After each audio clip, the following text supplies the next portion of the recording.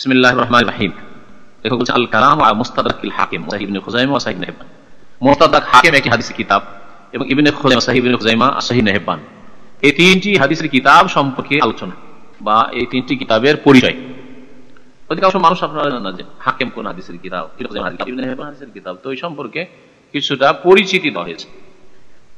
এই হাদিসের কিতাবগুলিতেও অধিকাংশই সহিহ হাদিস আছে, যদি সবই সহিহ না, কিন্তু তার নিজের ইজতিহাদে মানে নিজের বিবেচনায় তার এল করে বলছেন যে এই হাদিসগুলি আমরা কিতাবে নিয়ে এসেছি, আমরা সহিহ শর্তের খেয়াল রেখে নিয়ে এসেছি, এই জন্য এগুলিকে সহিহ বলা হয়েছে।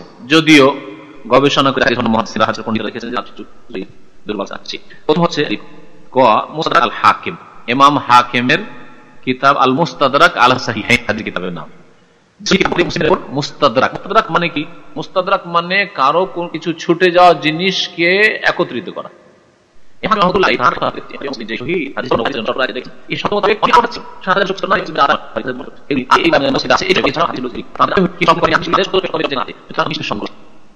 আমি সেগুলিকে সংকলন করেছি, সংকলন করে বলে এটি হচ্ছে দুই শেখের দুই পড়ছে। আর এটাও বেশ কিছু হাতে নিয়ে এসেছেন মুস্তাদরাক কিতাবে, যেগুলি ইমাম বুখারী শর্ত হবে তার খেয়াল পড়েন, এগুলো সহিহ হবে, ইমাম বুখারী একটু নিম্ন কিন্তু সহিহ, হ্যাঁ সহিহ, আমি আমার কিতাবে সংকলন করব। এইভাবে তিনি সহিহ হাদিসগুলি নিয়ে এসেছেন। বলছেন লেখক ও কিতাবুন কুতুবুল হাদিস, এই কিতাবটি অত্যন্ত বড় কিতাব। জাখিম মোটা মানুষকে বলে, রাজুলুন জাখিম। হাদিসের কিতাবগুলির মধ্যে একটি বড় কিতাব, খুব বড় কিতাব। যাকারা মুআল্লিফুহু ফিহিল আহাদিস আস-সাহিহাতা আল্লাতী আলা শারতিশ শাইখাইন, এর লেখক বা সংকলক এতে সহিহ হাদিসগুলি বর্ণনা করেছেন বা উল্লেখ করেছেন যেগুলি দুই শাইখের শর্ত মোতাবেক, মানে ইমাম বুখারী এবং মুসলিমের শর্ত মোতাবেক, আও আলা শারতি আহাদিহিমা, অথবা দুইজনের একজনের শর্ত মোতাবেক। তখন বলে দিয়েছেন এটা আলা শারতিল বুখারী অথবা আলা শারতি মুসলিম। ওয়ালাম ইউখাররিজাহা, কিন্তু ওই হাদিসগুলিকে তারা তাদের কিতাবে বুখারী এবং মুসলিমে সংকলন করেননি, আমি করে দিলাম। তার যেটি ছুটে গেছিল, ইস্তিদরাক মানে ছুটে যাওয়া জিনিসকে সংকলন করা। কামা যাকারাল আহাদিস আস-সাহিহাতা ইনদাহু, অনুরূপ তিনি তার নিকটে যে হাদিসগুলি সহিহ সেগুলিকে উল্লেখ করেছেন। ওয়াইল্লাম তাকুন আলা শারতি ওয়াহিদ মিনহুমা, যদিও সেগুলি ইমাম বুখারী বা মুসলিমের বা দুইজনের শর্তের কারো শর্ত মোতাবেক পড়ে না, শর্তের নিম্নেই পড়ছে, কিন্তু তিনি যখন সহিহ মনে করলেন সেগুলিকেও তাতে সংকলন করেছেন। তাহলে তাতে হাদিস আছে কিরকম? বুখারী মুসলিমের শর্ত মোতাবেক যেগুলি পড়ছে সেগুলিও, আর যেগুলি তিনি সহিহ মনে করেছেন কিন্তু শর্ত মোতাবেক পৌঁছে না সেগুলিকেও তিনি নিয়ে এসেছেন এই মুস্তাদরাক কিতাবে। এবং তাতে তিনি বলে দিয়েছেন মুআব্বিরান আনহা, ওই হাদিসগুলি সম্পর্কে তিনি এইভাবে বলেছেন কি, বিআন্নাহা সাহিহাতুল ইসনাদ, এগুলির সনদ সহিহ। বুখারীর শর্ত মোতাবেক মুসলিমের শর্ত মোতাবেক এই কথা বলেননি, বলেছে এগুলির সনদ সহিহ বলেছেন, তার নিকটে সহিহ। কিন্তু অনেকগুলি হাদিস সম্পর্কে অন্য মুহাদ্দিসরা তদন্ত করে তাহকিক করে গবেষণা করে দেখেছে যে না সহিহ নয়, যঈফ। এমনকি কিছু অল্প যদিও মওযু আছে, তার মধ্যে ওসিলার হাদিস, আদম আলাইহিস সালামের যে ওসিলার হাদিস, যে মুহাম্মদ সাল্লাল্লাহু আলাইহি ওয়াসাল্লামকে দিয়ে এই যে হাদিস আমাদের দেশের লোকেরা খুব বয়ান করে, সেই জাল হাদিস, আর সেই হাদিসটি মওযু। ইমাম যাহাবী রাহমাতুল্লাহ বলেছেন মওযু, অন্য বড় অনেক মুহাদ্দিসিনরাই বলেছেন, আগের মুহাদ্দিসিনরাই বলেছেন মওযু হাদিস। সেটিকে মুস্তাদরাক হাকিমে বয়ান করেছেন তিনি, বুখারীর শর্ত মোতাবেক না, মুসলিমের শর্ত মোতাবেক না, এমনকি তার ইজতিহাদে সহি কিন্তু সহিহও না আসলে। এজন্য পরে বলবেন এই লেখক যে ইমাম হাকিমের সহিহ হুকুম লাগানোর ক্ষেত্রে তিনি শিথিল, মানে তার হুকুমটা একটু হালকা। অনেক লোক আছে না, মানুষ তিন রকমের আছে, মানুষ তিন রকম, একটা হচ্ছে কট্টর, একটা হচ্ছে মধ্যমপন্থী, হ্যাঁ, আর একটা হচ্ছে একেবারে নরম। দেখবেন ছেলে মেয়েদের লালন পালনের ক্ষেত্রে কিছু লোক আছে, সামান্য একটু ছেলেটা ভুল করে দিল, একবারে কট্টর নিষ্ঠুর। আর কিছু লোক আছে ভাত ফেলে ছেলে মেয়েরা খাচ্ছে, চিটিয়ে এদিক ওদিক করে দিচ্ছে। আমি এরকম অনেক লোক দেখেছি, চিটিয়ে দিচ্ছে। আরে বাবা, ছেলেদেরকে একটু শিখাও। বলছেন না না, অসুবিধা নেই, বড় হবে তখন শিখে নিবে, বড় হবে তখন শিখে নিবে। এখানে যেমন বলে যদি ছোট ছেলে ভুল করে লিসা বুজুরা, আর যদি যুবকরা ভুল করে, স্বভাব যুবক হবে, এরকম ভুল হবে, আরে হবে তো সংশোধন করো, বুঝতে পেরেছেন? না, এটা আসলে ঠিক না। তাহলে দুই দিকে ভুল, একটা হচ্ছে একেবারে নিষ্ঠুর হয়ে যাওয়া, আর কট্টর একবারে পদে পদে ভুল ধরবেন, এই এটা কেন ভুল হলো, এটা কেন হইলো। মসজিদ থেকে হেঁটে আসে, আস্তে আস্তে একটু দেরি হয়েছে, ছেলে আপনার 5 ওয়াক্ত নামাজ পড়ে হেঁটে আসতে 3 মিনিট লাগবে, না হয় 2 মিনিট আর বেশি লেগেছে, 5 মিনিট বেশি লেগেছে, এবার কোনো শান্তিটা একটু কথা বলছিল, হতে এবারে গরম হবে, কেন দেরি হবে, রাস্তাঘাট তো মুশকিল এগুলো। তাহলে এভাবে ছেলে মেয়ে কিন্তু হয়ে যাবে, বিদ্রোহী হয়ে যাবে। আর যদি একেবারে শিথিল হয়ে যাবে, ছেলে তো ছেলে, 10 বছর হয়েছে নামাজ পড়ছে না, 12 বছর নামাজ পড়ে, 13 নামাজ পড়ে না, নামাজ পড়তে বলেন, পড়ে বুদ্ধি হবে তো নিজেই পড়ে। এরকম কিছু বাজের লোক আছে একেবারে শিথিল, আর হক হচ্ছে মধ্যপন্থী হওয়া, একেবারে পদে পদে ভুল ধরিয়েন না, আপনি ওইরকম ভুল অনেক করেছেন আপনার বাল্যকালে, সুতরাং ছেলে মেয়ে ভুল করবে একটু।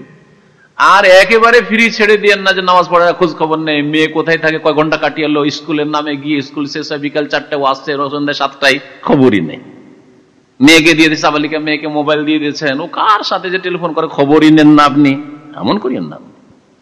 তাহলে মানুষ 3 রকমের সব ক্ষেত্রে আছে। মুহাদ্দিসিনে কেরামরাও ওই রকমই, একদল একবার খুব শক্ত ছিলেন সহিহ জয়ীফের ক্ষেত্রে, আর আরেক দল মধ্যপন্থী। ইমাম বুখারী রাহমাতুল্লাহ আলাইহি এরকম বেশ কিছু মুহাদ্দিসিন, তাদেরকে মধ্যমপন্থী বলা হয়েছে এই ক্ষেত্রে, সহিহ জয়ীফের হুকুম লাগাবার ক্ষেত্রে। আরেক দল ছিলেন, তারা শিথিল ছিলেন, গাফিলতি ছিল, জয়ীফ হাদিসকে হাসান বলে দিয়েছে, মজু হাদিসকে হালকা জয়ীফ, অথচ জাল মিথ্যা। তাহলে তাদের কথা নেওয়া যাবে না।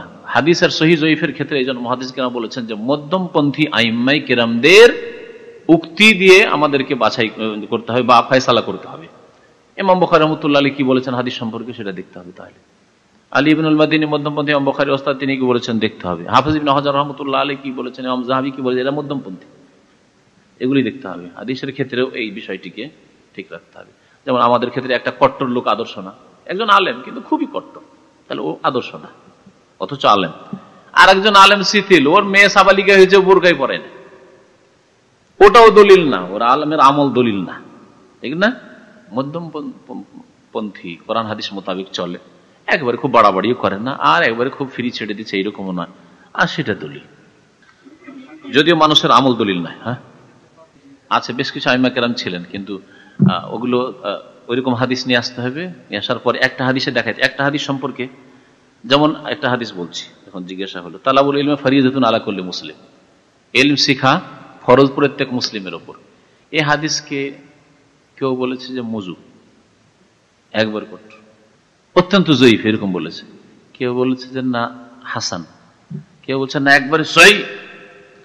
3 রকম উক্তি আছে। এখন এই হাদিস সহিহ না জয়ীফ, এই নিয়ে মদিনা ইউনিভার্সিটি যখন আমরা পড়ি, যেহেতু হাদিস নিয়ে পড়েছি, আমাদেরকে ওস্তাদ দিলেন যে এই হাদিসটা ছাত্রদেরকে, 50 জন ছাত্র ক্লাসে, বলছে যে 60 জন, 120 জন করে 2টো সেকশন ছিল, 60 জন, 60টা চেয়ারে এরকম আর কি, বড় টেবিল সহ।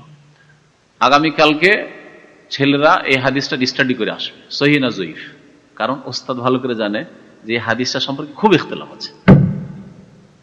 আপনারা কখনো হয়তো শোনেননি, আমরা হাদিস বয়ান করি, কিন্তু কখনো তো বয়ান করি যে হাদিস নিয়ে অনেক ইখতিলাফ আছে। 3 রকম মন্তব্য আছে, একদল বলছে এই বাতিল হাদিস, আর দল বলছে একবার উচ্চ পর্যায়ের সহিহ, আর দল বলছে না হাসান। পুরো স্টাডি করে দেখা গেল অনেক কিতাব পড়ে শেষ, তাও তখন বুঝতে পারলাম যে আরে বাবা, এই হাদিস সম্পর্কে এত মন্তব্য আইম্মায়ে কেরামদের আছে। তো শেষ দেখা গেল যে হাদিসটা হাসান।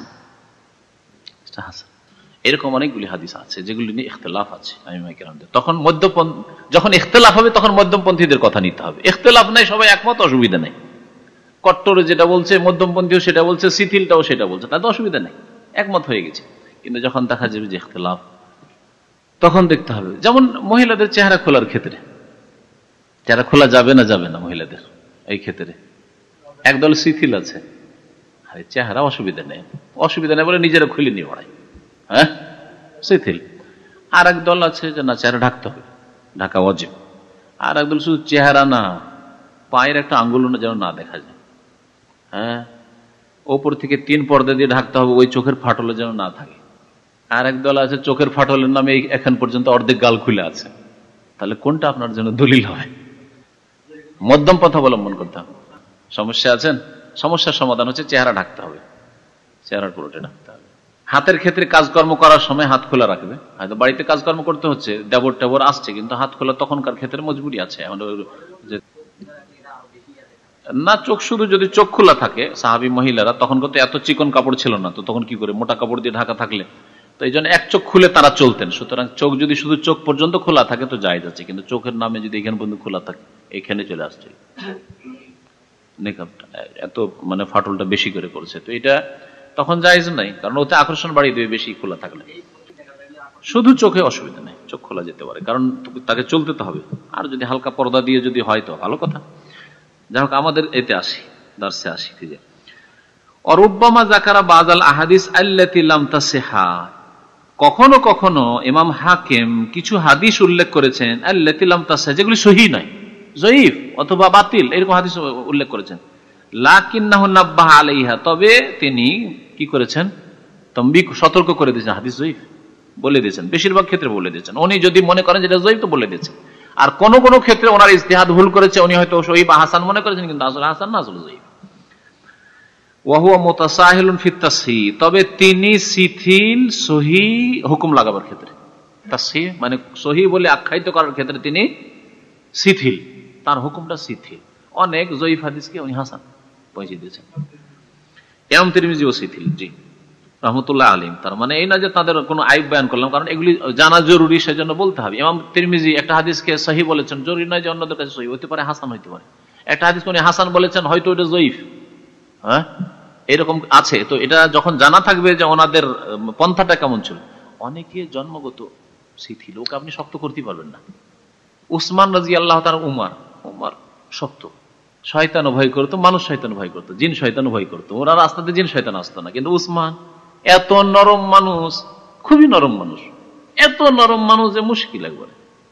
তার যে নম্রতা ছিল, ওই নম্রতার কারণে তার বংশের বেশ কিছু লোকেরা অবৈধ কাজ করে নিত, আর লোকেরা তখন আপত্তি তুলতো খলিফার উপর। খলিফা কিছু বললে খবর নেই ওনাকে।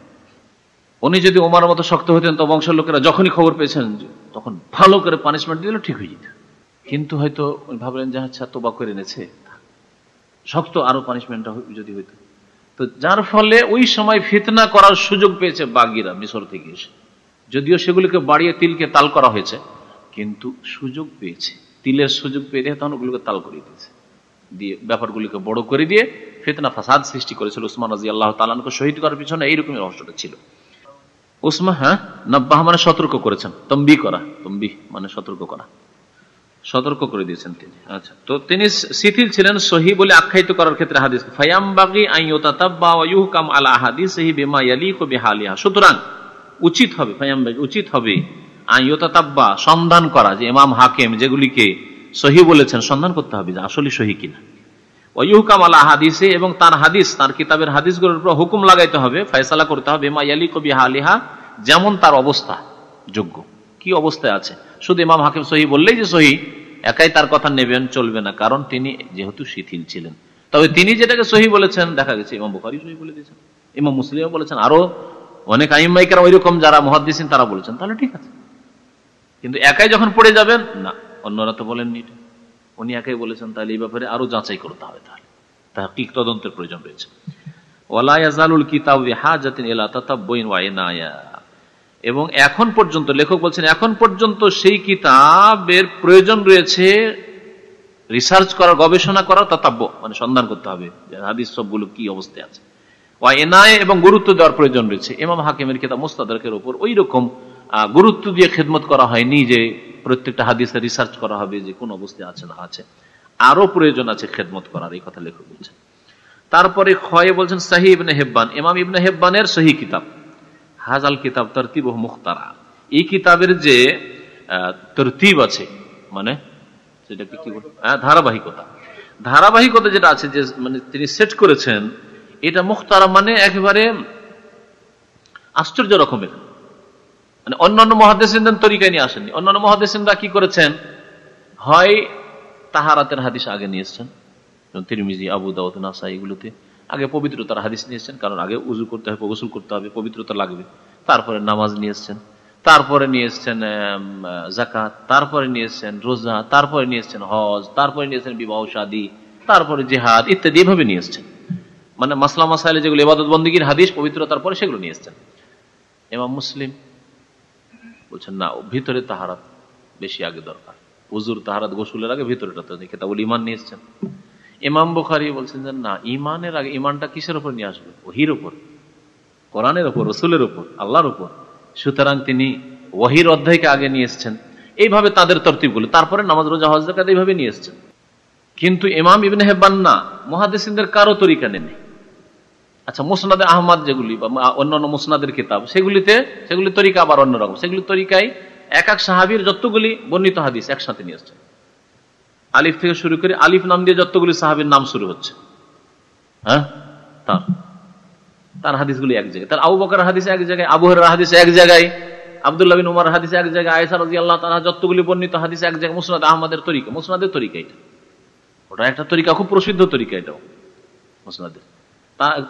এই জন্য একই অধ্যায়ে আবু হুরায়রার হাদিস বর্ণিত, কখন নামাজ চলে আসছে, কখন রোজা চলে আসছে, কখন যাকাত চলে আসছে, কখন বিবাহ শাদী চলে আসছে। আপনি মুসনাদ আহমদ খুঁজে, আমি শুধু নামাজের হাদিস খুঁজে পাবেন না। হ্যাঁ, আবু হুরায়রার হাদিস খুঁজবে এক জায়গায় পাবেন, বুঝা গেছে? কিন্তু ইবনে হিব্বান না, কোনটাই তরিকা নেননি। এগুলো আলাদা আশ্চর্য তরিকা। ওই তরিকার যদি ব্যাখ্যা করি তা আপনাদের বেশি প্রয়োজনও নাই, আর দরকারও নাই। আছে মাকতাবা শামিলাতে, ওটা যখন ইবনে হিব্বানের ভূমিকা খুলবেন সবগুলি বয়ান করা হয়েছে কি তরিকায়। বলছে ফালাইসা মুরাত্তাবাল আল আবওয়াব, না তাতে অধ্যায় কায়েম করা হয়েছে, বাবুত তাহারা, বাবুস সালাহ, যাকা, হ্যাঁ, এবার বাবুস সওম, এরকম করা হয়নি। ওয়ালা আলাল মাসানিদ, না মুসনাদের তরিকায় করা হয়েছে, যে এক সাহাবীর আগে হাদিস নিয়ে আসো, তারপরে, তাও করা হয়নি। ওয়ালিহাযা আসমাহু আত-তাকাসিম ওয়াল আনওয়া, সেজন্য তিনি তার হাদিসের, ইবনে হিব্বান কিতাব, যে হাদিসের কিতাব, তার নাম রেখেছেন কিতাবুত তাকাসিম ওয়াল আনওয়া। তাতে তাকসিম মানে ভাগ করা হয়েছে, প্রকরণ, ওয়াল আনওয়া এবং বিভিন্ন রকমের ভাগ, এই নাম রেখেছেন হাদিসের। ওয়াল কাশফু আনিল হাদিস মিন কিতাবি হাযা আসিরুন জিদ্দা, এই জন্য তার কিতাব থেকে কোনো হাদিস বের করা অত্যন্ত দুষ্কর, খুবই কষ্টকর। না অধ্যায় আপনি নামাজ রোজা হাদিস একসাথে পাবেন, আর না এক সাহাবীর, আচ্ছা এই হাদিসের রাবি তো আয়েশা, তো আয়েশার নাম বের করলেই রাদিয়াল্লাহু তাআলা হাদিসগুলি পেয়ে যাবো, তাও পাবেন না, বড় মুশকিল। ওয়াকাদ রাত্তাবাহু বাযুল মুতাআখিরিন আল আবওয়াব, তবে পরবর্তীকালে কিছু পরবর্তী আইম্মায়ে কেরাম বা উলামাগণ অধ্যায়ের ওপর সেগুলিকে তরতিব দিয়েছেন, যাতে করে লোকজনের সুবিধা হয়, সহজ হয়। ওয়া মুসান্নিফুহু মুতাসাহিলুন ফিল হুকমি আলাল হাদিস বিসসিহা, এবং এর লেখক মানে ইবনে হিব্বান, যেমন ইমাম হাকিম শিথিল, তেমন ইবনে হিব্বানও শিথিল। ওয়া মুসান্নিফু মুতাসাহিলুন, এবং এর লেখক অর্থাৎ ইমাম ইবনে হিব্বান শিথিল ফিল হুকমি আল হাদিস বিসসিহা, কোন হাদিসের সহিহ হুকুম লাগাবার ক্ষেত্রে। জয়ীফ হাদিসকে সহিহ বলে দিয়েছেন, হয়তো হাসান হাদিসকে সহিহ বলে দিয়েছেন।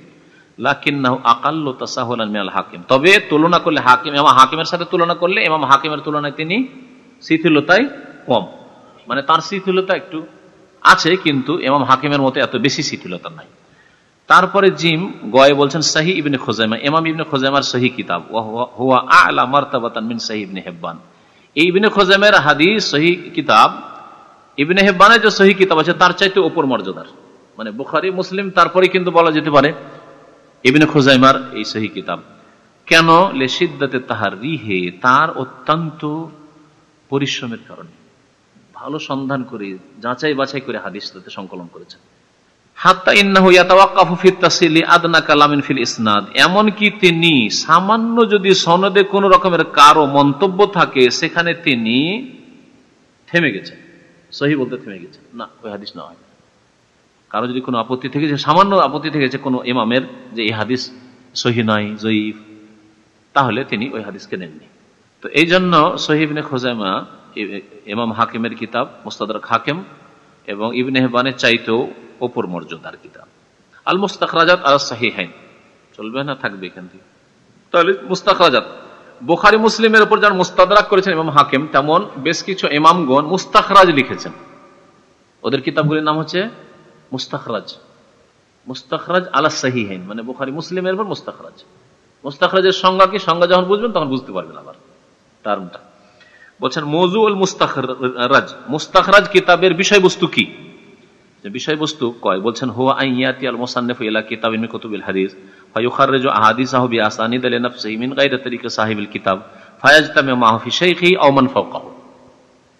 ইমাম বুখারী রাহমাতুল্লাহ আলাইহির অথবা মুসলিমের অথবা দুটারই যে হাদিসগুলি ওই কিতাবগুলিতে আছে সেই কিতাবের হাদিসগুলিকে একটা একটা করে নিলেন পরবর্তীতে যে ইমাম এসছেন তাদের যুগে অথবা তার পরে পরে।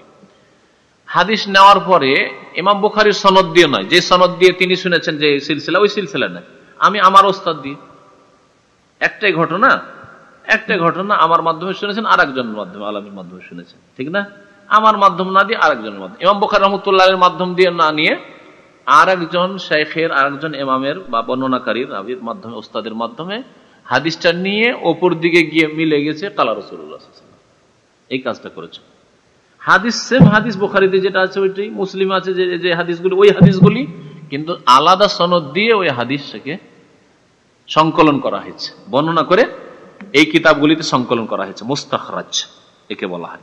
বলছেন হুয়া, এই হাদিসের সংজ্ঞা হচ্ছে আইয়াতি আল মুসান্নিফ ইলা কিতাব, লেখক কোন একটি কিতাবের উদ্দেশ্য করলো, মিন কুতুবিল হাদিস, হাদিসের কিতাবগুলি, বিশেষ করে বুখারী মুসলিমের মুস্তাখরাজ, ফায়ুখাররিজু আহাদিস, তার হাদিসগুলিকে বর্ণনা করলো, বিআসানিদ আলি নাফসিহি, নিজের সনদ দিয়ে, মিন গায়রে তরিকে সাহিবিল কিতাব, সাহিবি কিতাব মানে ওই যে বুখারী বা মুসলিম যে কিতাব আছে, ওই কিতাব ওয়ালার অর্থাৎ ইমাম বুখারী এবং মুসলিমের যে সূত্র, তরিক মানে সূত্র আছে, সেই সূত্র ছাড়া, ওই সূত্র দিয়ে নয়, ওই সূত্র দিয়ে সেম সেম হয়ে গেল। যেমন বুখারীর হাদিস আর বলছে ইমাম বুখারী বলেছেন হাদাসানা অমুক, হাদাসানা অমুক, তাহলে একই সেম সেম না, ওটাতে না, ওটাতে ফায়দা নেই। আর এক ওস্তাদ দিয়ে ওপরে গিয়ে 2-3 পিঢ়ি ওপরে গিয়ে তখন ওই হাদিসটা বর্ণনা করা হয়েছে, বিষয়বস্তু এক কিন্তু সনদ আলাদা, এইভাবে বর্ণনা করেছে। ফায়াজতামে মাহফি শাইখি, কোথায় গিয়ে একত্রিত হচ্ছে ওপরে গিয়ে?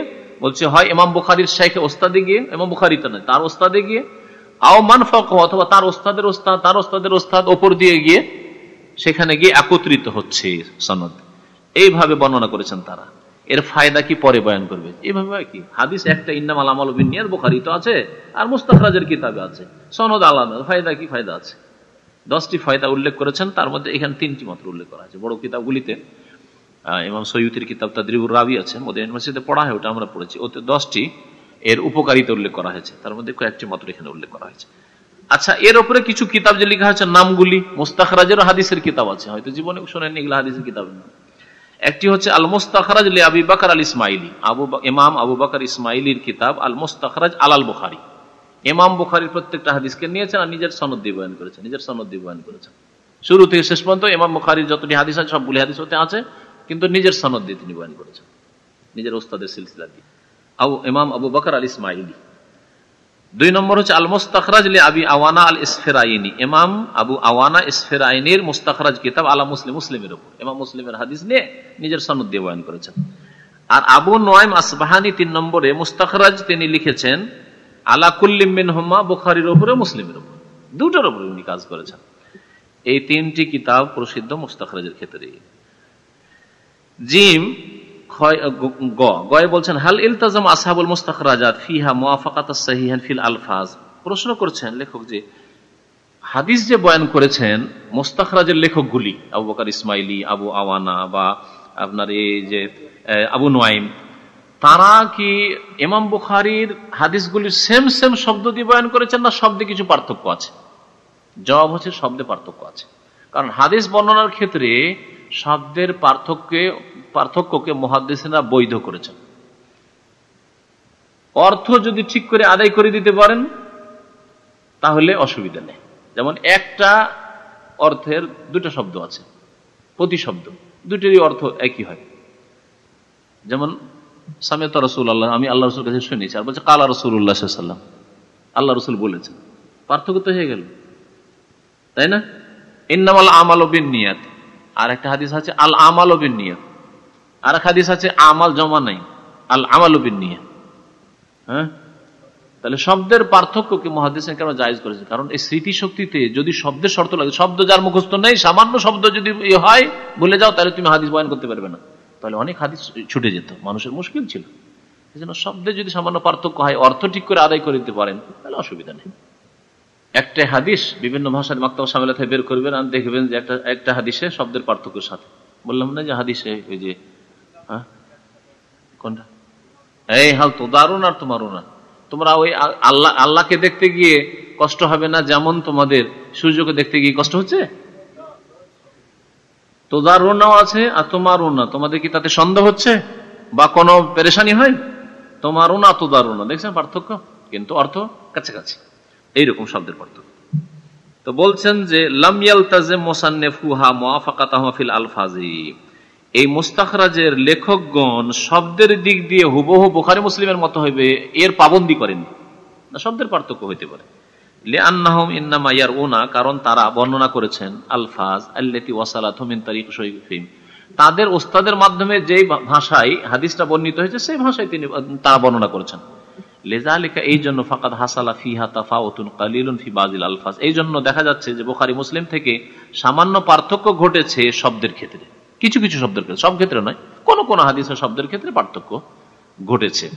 ওয়াকাযালিকা মা আখরাজাহুল মুআল্লিফুন আল কুদামা ফি তাসানিফিহিম আল মুস্তাকিল্লাহ, এইরকমই অনেক পুরাতন লেখকগণ বা হাদিসের সংকলকগণ মুহাদ্দিসিনগণ তাদের লিখনীতে, নিজের নিজের লিখনী, মুস্তাখরাজ নাই, ছাড়াও নিজের নিজের লিখনীতে যে হাদিসগুলি বর্ণনা করেছেন, যেমন ইমাম বাইহাকি সুনানে বাইহাকি, তারপর ইমাম বাগবী, তারপরে ওয়াশিবহিমা, এইরকম অনেকে কাইলিনা, তারা কি বলেছেন? রাওয়াহুল বুখারী, কিন্তু তারা বলেছেন ইমাম বুখারী বর্ণনা করেছেন, ইমাম মুসলিম বর্ণনা করেছেন।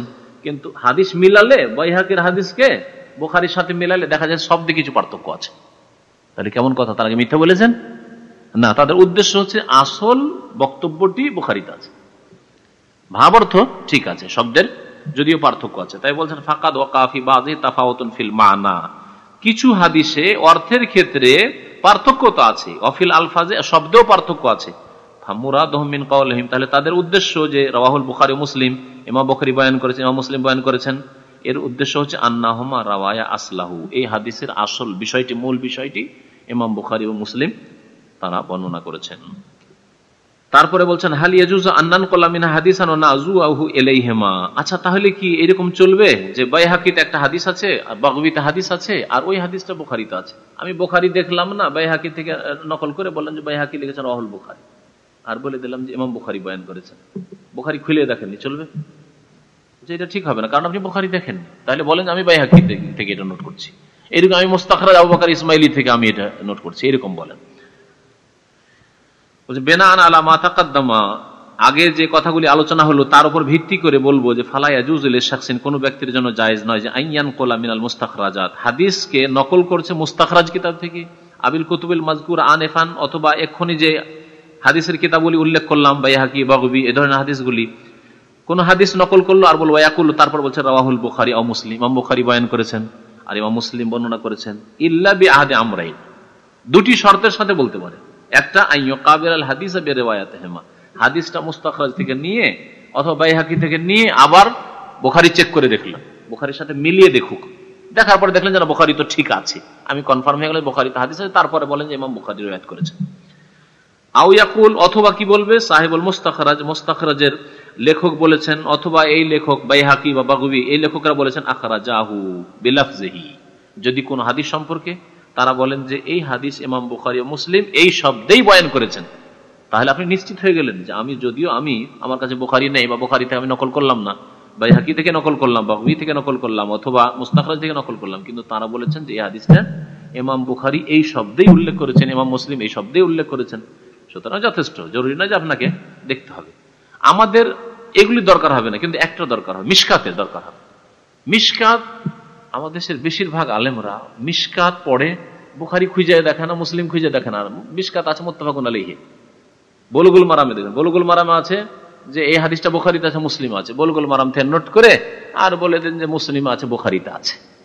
এটার ক্ষেত্রে আমানত হচ্ছে যে আপনার পক্ষে সম্ভব হইলে আপনি বুখারীটা মিলিয়ে দেখে নেন, বিশেষ করে ভালো আলেমদের, জনসাধারণের কথা বলছি না, আলেমদের কথা বলছি। কারণ হইতে পারে সামান্য শব্দে পার্থক্য আছে, আর শব্দের পার্থক্য থাকা সত্ত্বেও আপনি বুখারী বলে দিলেন, অথচ বুখারীতে ওই শব্দটা নেই, অন্য শব্দ আছে। জনসাধারণের জন্য অনেক কিছুই মাফ আছে, ছাড় আছে, কারণ ও তো মিলাইতেই পারবে না। কিন্তু আলেমদের জন্য উচিত হবে যে ওই যেটা পরের কিতাব সেটা কিতাবরা নির্ভর না করে আসল কিতাবের দিকে ফিরে আসো, বুখারী দেখে নিক, মুসলিম দেখে নিক। বিশেষ করে মিশকাত আর এই বুলুগুল মারাম এগুলি আমাদের মাদ্রাসায় পড়া হয়, আলিয়াতেও পড়া হয়, আর কওমি মাদ্রাসাতেও পড়া হয়। এইসব কিতাব বা এমনিও এখানে আপনি বুলুগুল মারাম পাচ্ছেন, এগুলিকে মিলিয়ে রিয়াজুস সালিহিন, রিয়াজুস সালিহিন আছে, বুখারীতে আছে, মুসলিম আছে, আবু দাউদ, তিরমিজিতে, আবু দাউদ খুলেও দেখলেন না, রিয়াজুস সালিহিন বুখারীতে আছে। হতে পারে সামান্য শব্দের পার্থক্য আছে, উনি অন্য কিতাব থেকে নকল করেছেন, মুসনাদ আহমদ থেকে নকল করেছেন, কিন্তু জানেন যে বুখারীতে মুসলিমে যেহেতু আসল বিষয়টি আছে, আখরাজাহুল বুখারী বলে দিয়েছেন। এরকম অনেক ক্ষেত্রে আছে। ইমাম ইবনে কাসিরের ওইরকম, ইবনে কাসির রহমতুল্লাহ আলাইহি মুসনাদ আহমদের বেশিরভাগ হাওয়ালা দিয়েছেন, কিন্তু মুসনাদ আহমদের হাদিসটি বুখারীতেও আছে। আপনি শুধু যদি ইবনে কাসির পড়েন তাহলে বলে দেন মুসনাদ আহমদ আছে, অথচ হাদিসটা বুখারীতেও আছে। একটু যদি বেশি পড়াশোনা করতেন তাহলে আপনি বুখারীর নাম বলতে পারতেন যে বুখারীতে আছে, গুরুত্ব বেড়ে যেত কথাটা। কারণ বুখারী সবগুলি হাদিস সহিহ, মুসলিম সবগুলি হাদিস সহিহ, কিন্তু মুসনাদ আহমদের না, এরকম না। হয়েছে, হয়ে গেছে। আর একটু আছে, শেষ করি তাহলে। 11 নম্বরে পৌঁছে ফাওয়াইদুল মুস্তাখরাজাত আলা সাহিহাইন। বুখারী মুসলিমের উপর যে মুস্তাখরাজ কিতাব লেখা আছে এর কি ফায়দা, যেটা বলছিলাম, লাভ কি? তাহলে হাদিস ওই হাদিস, ইন্নামাল আমালু বিন্নিয়াত, নিজের সনদ দিয়ে বয়ান করলো। বলছে যে লিল মুস্তাখরাজাত আলা সাহিহাইন ফাওয়াইদু কাসীরা তুকারিবুল আশারা। সাহিহাইন বুখারী মুসলিমের উপর যে মুস্তাখরাজ কিতাবগুলি লেখা আছে এগুলোর বহু ফায়দা আছে, উপকারিতা আছে, কাছাকাছি 10-এর মতো, কাছাকাছি 10টি ফায়দা আছে। যাকারাহা সয়্যুতি ফি তাদরিবিহি। ইমাম সয়্যুতি রাহমাতুল্লাহ আলাইহি মুস্তালাহুল হাদিস, উসুল হাদিসের কিতাব তাদরিবুর রাবিতে তিনি বর্ণনা করেছেন, বেশ মোটা কিতাব, 500-600 পৃষ্ঠার কিতাব। ওয়া ইলাইকা আহাম্মুহা, আপনাকে তার গুরুত্বপূর্ণ বিষয়গুলি বয়ান করা হচ্ছে। 3টি বয়ান করেছেন এখানে। উলুউল ইসনাদ, প্রথম কথা, সনদ হয়তো লম্বা আছে সেটাকে ছোট করা, মাধ্যম ছোট করা।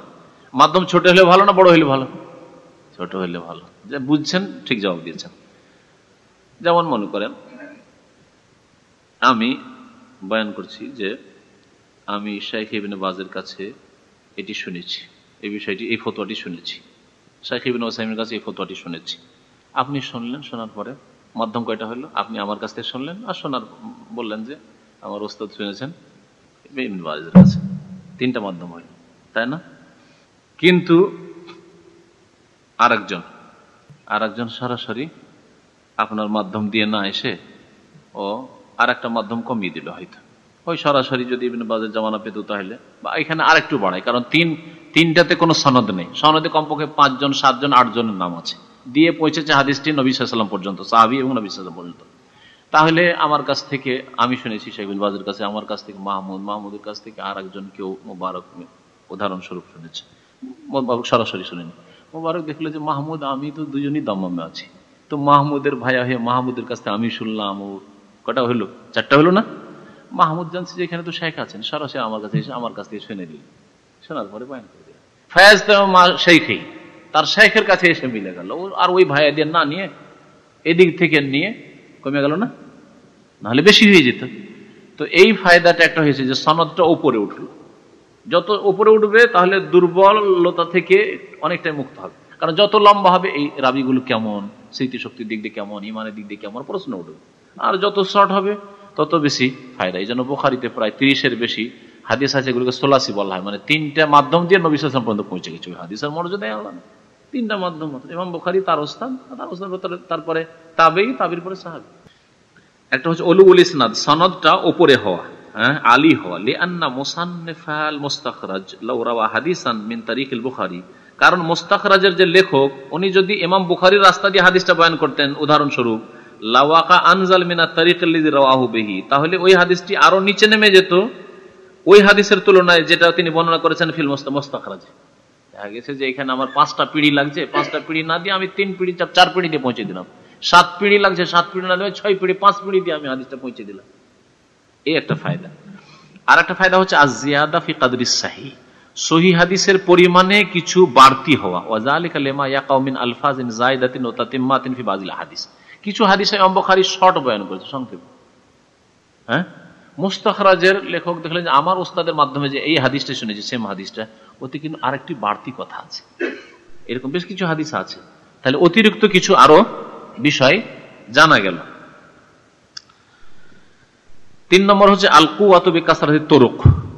ইমাম বুখারীর ওই কিতাব যদি থাকতো তো একটা সূত্র হয়তো সেখানে পেলাম, কিন্তু মুস্তাখরাজের লেখক আর একটা সূত্র দিয়ে যখন হাদিস বয়ান করলেন তাহলে আরো বেশ কিছু সূত্র পেলাম।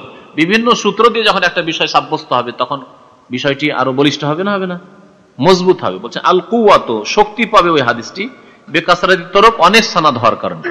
একটা সনদ ইমাম বুখারী হলো, আর একটা সনদ মুস্তাখরাজের লেখকের হলো, এই করে হাদিসটি বেশি শক্তিশালী হবে। ওয়া ফায়দাতুহা আত-তারজিহ ইনদাল মুআরাজা। আচ্ছা, বেশি সূত্র হলে ফায়দা কি, এর উপকার হবে কি? যখন দেখবো দুটো হাদিসের দ্বন্দ্ব হচ্ছে, একটা হাদিসে এইরকম করতে হবে, আরেকটা হাদিসে এইরকম করতে হবে। দুটোর মধ্যে তখন সমন্বয় করার সময় ফায়দা হবে যে এই হাদিসে বেশি সনদের দিয়ে মজবুত, সুতরাং এইটার উপর আমল করব। ওই হাদিসে সনদের দিয়ে দুর্বল, না ওইটার উপর আমল করব না। যেমন উদাহরণস্বরূপ বলি যে একটা হাদিস আছে, মান মাসসা যাকারহু ফালিয়াতাওয়াদ্দা, যদি কেউ লজ্জা স্থান স্পর্শ করে সে যেন উযু করে নেয়। তাহলে লজ্জা স্থানে সরাসরি হাত পড়লে কি হবে? উযু ভেঙে যাবে। বুসরা বিনতে সাফওয়ানের হাদিস। কিন্তু তালাক বিন আলীর আরেকটি হাদিস আছে যে ওটা তো তোমার শরীরের অঙ্গ, হালুহা ইল্লা বুদআতুম মিনকা, তোমার শরীরে একটা অঙ্গ, হাত ছুলে উযু করতে হবে নাকি?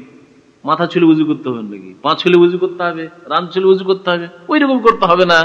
দুই হাদিসের দ্বন্দ্ব।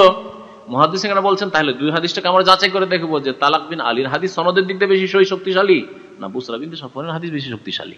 তারা বলছেন যে না, বুসরার হাদিস যেটা আছে যে লজ্জা স্থান ছুলে উযু টুটে যাবে, এটা বেশি শক্তিশালী। তাহলে সমন্বয় করার ক্ষেত্রে ফায়দা হলো, কারণ এটা হাদিস আমাদের কাছে বা মুহাদ্দিসিনদের কাছে বেশি শক্তিশালী। তো এইভাবে এই ফায়দাগুলি পাওয়া যাবে যদি মুস্তাখরাজের হাদিসগুলি সম্পর্কে জানা থাকে। তাহলে তারপরে আসছে মাহুয়াল মাহকুম বিসিহাতি মিম্মা রাওয়াহু শাইখান, বুখারী মুসলিমে যে হাদিসগুলি রয়েছে সহিহ, সেগুলি সম্পর্কে কি মন্তব্য, সবগুলি সহিহ না তাতে কিছু ব্যতিক্রম আছে, এই বিষয়টি অত্যন্ত গুরুত্বপূর্ণ। ইনশাআল্লাহ তাআলা আগামী সপ্তাহে তার সম্পর্কে আল্লাহ পাক রব্বুল আলামিন যদি সুযোগ দেন তো ইনশাআল্লাহ আলোচনা হবে। সাল্লাল্লাহু আলা নবিয়িনা মুহাম্মদ ওয়া আলা আলিহি ওয়া সাহবিহি আজমাইন। ওযু করতে হবে না এরকম হাদিস নেই। কে বলল হাদিস আছে? না, এরকম হাদিস নেই। না, এরকম মাসলা থাকতে পারে, ভিত্তির মাসলা থাকতে পারে, কিন্তু হাদিস নেই। উটের গোশত খেয়ে উযু করতে হবে না এমন কোন হাদিস নেই। আরেকটি বিষয় আছে, হয়তো ওইটার সাথে আপনার হয়ে গেছে। প্রথম দিকে হুকুম ছিল যে আগুনে কোনো কিছু যদি পাক করা হয় সেটা খেলে উযু করতে হবে, এটা হুকুম ছিল প্রথম। আগুনে যেমন সবজি পাক করেছেন, সবজি খেলে তাহলে উযু করতে হবে, এই হুকুম আর নেই, সেটা রহিত করে দেওয়া হয়েছে। আখিরুল আমরাইন তারকুল উযু মিম্মা সাতিন নার, আগুনে যা পাকশাক করা হয়েছে সেটা খেলে উযু করতে হবে না, এটা হচ্ছে শেষ হুকুম। ওই ক্ষেত্রে ওটা আছে, কিন্তু উযুর ক্ষেত্রে কি বলছে, উটের গোশত খেলে উযু করার হাদিসই আছে, এর বিপরীত কোনো বিরোধী হাদিস নেই। আমরা জানি মন গড়া ফতোয়া থাকতে পারে, ফতোয়া এই জন্য হয়েছে হয়তো যে হাদিস তাদের কাছে পৌঁছেনি, তাদের ইমামের কাছে যদি না পৌঁছা থাকে তো তিনি মাযুর ছিলেন, কিন্তু পরবর্তী লোকেরা যার কাছে হাদিস পৌঁছেছে তার জন্য ফরজ যে আল্লাহর নবীর হাদিস থাকতে তুমি কেন হাদিস বিরোধী কাজ করবে? হাদিস বিরোধী কাজ করা যাবে না।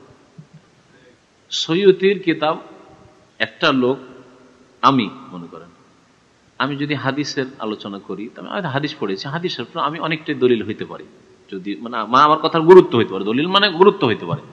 কিন্তু আমি যদি কম্পিউটারের কিছু নলেজ বলি তো আমি ভিত্তিহীন বলতে পারি, আমার চেয়ে তো অনেক বেশি জানে এরা, ঠিক না? ওই রকমই সৈয়দী রহমতুল্লাহ, আল্লাহ মাফ করে, তিনি যখন উসুলে হাদিস লিখেছেন, খুব ভালো লিখেছেন। উসুল হাদিস তো মদিনা ইউনিভার্সিটিতে পড়া হয়, কিন্তু আকীদার ক্ষেত্রে সুফিবাদে জড়িয়ে যাওয়ার কারণে তিনি বিভ্রান্তির শিকার হয়েছেন। সুতরাং আকীদার ক্ষেত্রে সাবধান। ওই রকমই নবী করিম সাল্লাল্লাহু আলাইহি সাল্লাম সম্পর্কে যেসব কথা হাবি তার একটা কিতাব আছে, সেই কিতাব অনেক খুরাফাত আছে। তারপরে আগের জামানে পাণ্ডুলিপির যুগ ছিল, এখনকার যুগে আমার কিতাবে আমার বক্তব্যে কিছু যদি ঢুকিয়ে দিতে পারি, তখনকার পাণ্ডুলিপিতে হইতে পারে ইমাম সৈয়দী কথা লিখে তার কিতাবে ঢুকিয়ে দেওয়া হয়েছে যে হাত বেরিয়ে এসছে, এটা হইতে পারে না, শত্রুতা না, ওইটা দলিল হিসেবে পেশ করবো। সৈয়দের নাম দিয়ে দেওয়া মানে বিরাট দলিলের ব্যাপার, দলিল হয়ে গেল এটা, বুঝতে পেরেছেন? আমার নামে যদি বলতে পারে যে, মনে করেন যে আমার নামে, আপনার নাম হইলে হয়তো হেলাল বলেছে, কি জানো, কিন্তু শেখ মতিউর রহমান বলেছে যে ব্যাংকের সুদ নেওয়া যাবে, দলিল হয়ে গেল। ব্যাংকের সুদ নেওয়া যাবে, দলিল হয়ে গেল। ও এত বড় আলেম বলেছে, অমুক বলেছে, ঠিক না? তো এইরকম বিষয় হইতে পারে। তো বিদাতিরা তাদের বিদাতগুলিকে চালু করার জন্য ইমাম সৈয়দীর কিতাবে ঢুকিয়ে দিয়েছে, এটা হইতে পারে। তখনকার পাণ্ডুলিপি জমানা ছিল, পাণ্ডুলিপিতে দু চারটা কাগজ ঢুকিয়ে দেওয়ার কোনো ব্যাপার নেই। এখনকার মতো জিল বাঁধা খন্ড বাঁধা কিতাবও নয়, সুরক্ষিত প্রিন্ট করাও নয়, ইত্যাদি। তবে সৈয়দী রহমতুল্লাহ সম্পর্কে যেটা মানে নিরপেক্ষ এবং কোন রকমের মানে কোন সাইড নিয়ে নয়, সেটা হচ্ছে ইনসাফের কথা, যে তিনি যা পাইতেন তাই কুড়িয়ে ভরিয়ে দিতেন। হাতে বললেন, আরবি ভাষায় বলা হয়েছে, ওর তর্জমা করলাম এটা। হ্যাঁ, তার সম্পর্কে বলেছেন তার পরের জামানার মুহাদ্দিসিনরা যারা সহিহ আকীদার আইম্মায়ে কেরাম, যে তিনি রাত্রের লকড়ি কুড়া লোকের মতো। রাত্রে লকড়ি কুড়া, আরবিতে একটা প্রবাদ আছে, কে লকড়ি কুড়া ছিল রাত্রে? লকড়ি কুড়া বুঝেন না? কাঠুরিয়ারা লকড়ি কুড়িয়ে বেড়ায় বা লাকড়ি কুড়ায়। তো লকড়ি কুড়াইতে কুড়াইতে রাতের অন্ধকারে লকড়ি কুড়াইছে, সাপ কুড়িয়ে ভরে নিয়েছে তার ইয়েতে, কি বলে যেতে, টকরিতে সাপ ভরে নিয়েছে, লুকড়ি করেছে, ও সাপটাও লুকড়ি মনে করে কুড়িয়ে নিয়ে বসে আছে। আর বলেন তার বিপদ হবে, মাথায় যখন নিবে টুকরি তখন কি হবে। তো সৈয়দি রহমতুল্লাহ আলাই তিনি যা পেতেন তাই জমা করে দিন। তার মধ্যে শুনেছেন যে রেফাই যখন এসেছিল আর একটা শের কবিতা পড়লো, আর তখন হাত বেরিয়ে চলে এলো কবর থেকে, দিল ওটাও জমা করে লিখে দিল। আশ্চর্য কথা, আবু বকরের জন্য বের হইলো না, মা আয়েশার জন্য বের হইলো না, এত প্রিয় প্রিয় সাহাবায়ে কেরাম তাদের জন্য জিন্দেগিতে হাত বের হলো না, সালামের জবাব আসলো। আর রেফাই বিদাতির জন্য কি করে বেরিয়ে হলো, মিশর থেকে আসলো, তারপরে শের পড়ে না কোরআন আয়াত পড়ে বেরিয়ে হলো, না হাদিস পড়ে, না দুরুদ পড়ে, শের পড়লো তখন বেরিয়ে গেল। আশ্চর্য কথা, শের ভালোবাসেন নবী সাল্লাল্লাহু আলাইহি ওয়াসাল্লাম। তো এইরকম বেশ কিছু আপত্তিকর জিনিস আছে। তারপর আল্লাহর আসমা সিফাত গুণাবলীর ক্ষেত্রে তাবিল আছে তার কিতাব জালালেন। কারণ আমাদের দেশের কওমি মাদ্রাসার পড়া লোকেরা বা আলিয়া মাদ্রাসার পড়া মৌলভী সাহেবরা এই এক বিপদে পড়ে আছে। তারা তো তফসির সম্পর্কে সম্যক জ্ঞান রাখেন, আসমা সিফাতের তো কোনো জ্ঞানই নেই আল্লাহর গুণাবলী সম্পর্কে, যার ফলে সৈয়দি তফসির জালালাইন এর চেয়ে বল ভালো তফসির কি আছে। তফসির জালালাইনে আল্লাহর গুণাবলীর তাবিল অর্থের বিকৃতি ঘটানো হয়েছে। আল্লাহর ওয়াজ মানে সত্তা, হাত মানে কুওয়াত ক্ষমতা, কুদরত মজুদ আছে। তাহলে এই ক্ষেত্রে দলিল নন তিনি, কারণ তার উপর এই বিষয়টি স্পষ্ট ছিল না, তার উপর এই বিষয়টি স্পষ্ট ছিল না। যেমন ইমাম ইবনে তাইমিয়ার উপর স্পষ্ট, ইমাম ইবনুল কাইয়িমের উপর স্পষ্ট, তেমন তার উপর স্পষ্ট ছিল না। ইবনে কাসির উপর স্পষ্ট, ইবনে কাসির এই ক্ষেত্রে ভুল করেননি। আল্লাহর গুণাবলীর ক্ষেত্রে ওজন চেহারাকে চেহারাই বলেছেন, হাতকে হাতই বলেছেন, হ্যাঁ চোখকে চোখই বলেছেন। কিন্তু জালালউদ্দিন সৈয়দী চোখ মানে রক্ষণাবেক্ষণ, দেখাশোনা, হাত মানে ক্ষমতা শক্তি। ইমাম আবু হানিফা কি বলছেন, হাত মানে শক্তি বলা যাবে না। তাহলে ইমাম আবু হানিফার আকীদা সেটা হচ্ছে ইবনে তাইমিয়ার আকীদা, সেটা হচ্ছে সাহাবায়ে কেরামের আকীদা। কিন্তু ইমাম সৈয়দী না, ইমাম আবু হানিফার আকীদার বিরোধী।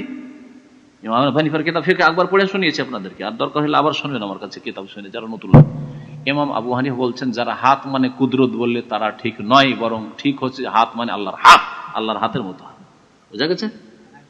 হ্যাঁ, সৈয়দীর আকীদা বিশ্বাস, আবু হানিফার আকীদা বিশ্বাসী নয়। মুশকিল তো হয়েছে এটা, সৈয়দীর ভ্রান্ত আকীদায় বিশ্বাসী কিন্তু আবু হানিফার আকীদায় বিশ্বাসী নয়। এই জন্য বাংলাদেশে ফিকহ আকবরের তর্জমা হয়ে গেছে। আমি ইচ্ছা করেছিলাম যে এখানে তর্জমা করে দেবো, ছাপিয়ে দেবো, তবে করা যেতে পারে, কিন্তু আবার শুনলাম যে তর্জমা করে বাংলাদেশে ছেপে গেছে অলরেডি ফিকহ আকবর। আর একবার দেখেছি খুব খারাপ ইয়েতে, মানে অক্ষর চেনাই যায় না প্রিন্টে, খুব খারাপ প্রিন্টে ছিল, ওইটা দেখেছেন। আবার শুনলাম যে নাকি ভালো প্রিন্ট হয়ে গেছে, সেই জন্য আমি থেমে গেলাম। না হলে আমার একবার ইচ্ছাই ছিল, কারণ আবু হানিফার কিতাব দলিল, আর ওতে আছে যে আল্লাহর হাত আছে, আল্লাহর হাত আল্লাহর মতো। আর একটা তো ঢুকিয়ে দিলে নাকি বড় মুসিবত।